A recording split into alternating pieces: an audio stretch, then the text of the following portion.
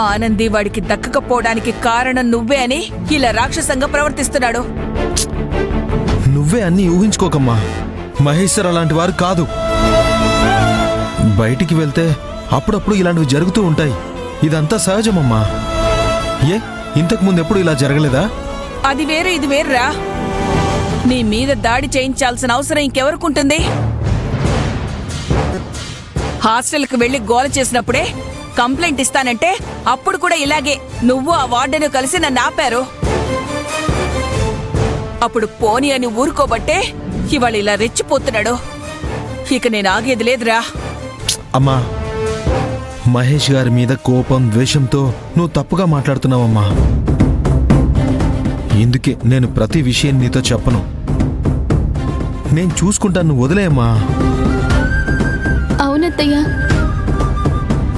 వాళ్ళు ఎవరు ఏంటి అని అశ్విన్ ఆరా తీస్తాడు.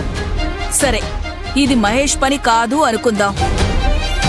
అయితే వీడి మీద దాడి చేసిందెవరు? మీ గొలుసు విషయంలో ఇద్దరితో గొడవ పడ్డాం కదా, ఒకవేళ వాడే ఉండొచ్చు. మీరు చెప్తుంటే నాకే భయం వేస్తుంది. మిమ్మల్ని బయటికి పంపాలంటేనే ఆందోళనగా ఉంది. అమ్మా, నువ్వు అనవసరంగా భయపడకమ్మా.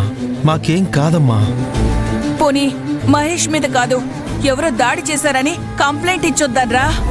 అలా కంప్లైంట్ ఇచ్చినా వాళ్ళు మొత్తం ఆరా తీసి చివరికి మహేష్ సార్ మీదికే వస్తారు.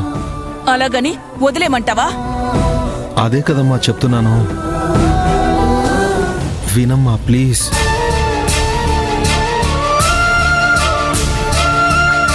ఆనంది, చూస్తావేంటి? నువ్వు కూడా చెప్పు అమ్మకి. మాకేం కాదు, మీరు ధైర్యంగా ఉండండి అత్తయ్య.